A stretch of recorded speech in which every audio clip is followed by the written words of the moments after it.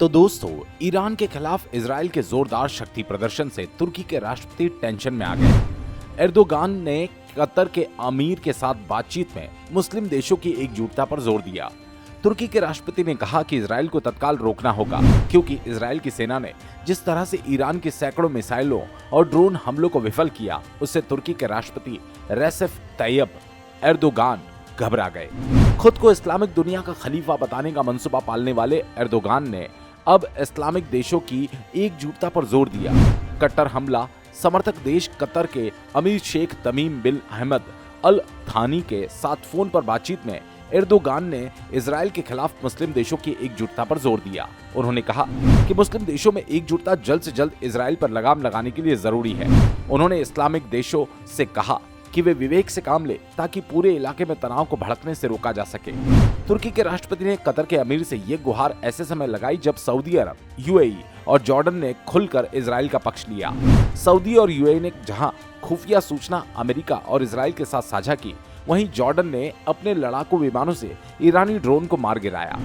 इससे जहां ईरान बौखलाया है, वहीं जॉर्डन के किंग के खिलाफ सोशल मीडिया में अभियान चलाया जा रहा है। यही नहीं, सुन्नी देश सऊदी अरब के इस रुख से इस्लामिक देशों की पोल खुल गई, जो मुस्लिम उम्मा का दावा करते हैं। इसी को देखकर अब एर्दोगान टेंशन में आ गए, जो हमास को लेकर पहले से ही इजराइल पर भड़के हुए हैं। साथ ही कतर और तुर्की दोनों ही खुलकर इजराइल का विरोध कर रहे हैं। एर्दोगान ने इस बातचीत के दौरान दोनों देशों के बीच रिश्तों, ग्लोबल और क्षेत्रीय मुद्दों, इजराइल के गाजा में अभियान आदि पर चर्चा की। एर्दोगान ने कतर के अमीर से कहा कि इस्लामिक देशों की एकजुटता की जरूरत है, ताकि गाजा में इजराइल के हमलों को रोका जा सके। साथ ही उसे मानवता के खिलाफ अपराध के लिए दंडित किया जा सके, जो अभी इजराइल कर रहा है। उन्होंने कहा ये जरूरी है कि इजराइल को जल्द से जल्द रोका जाए, ताकि ये पूरा संघर्ष इस इलाके तक में नहीं फैले। दोस्तों, इजराइल ने कहा है कि हम ईरान से बदला लेकर रहेंगे।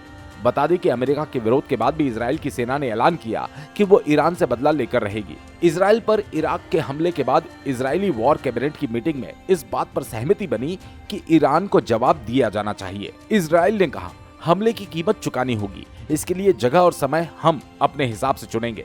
वहीं ईरान ने कहा है कि इजराइल के प्रति संयम रखने के लिए पश्चिमी देशों को ईरान की सराहना करनी चाहिए।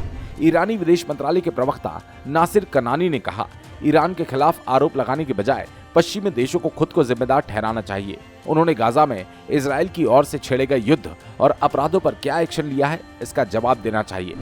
ऐसे में अब देखना ये होगा कि दोस्त इजराइल ईरान से किस तरीके से बदला लेता है। इसको लेकर आपकी क्या राय है, कमेंट करके जरूर बताएं। और हाँ, ऐसी ही इंफॉर्मेटिव वीडियोस पाने के लिए वीडियो को एक छोटा सा लाइक और चैनल को सब्सक्राइब जरूर कर लें।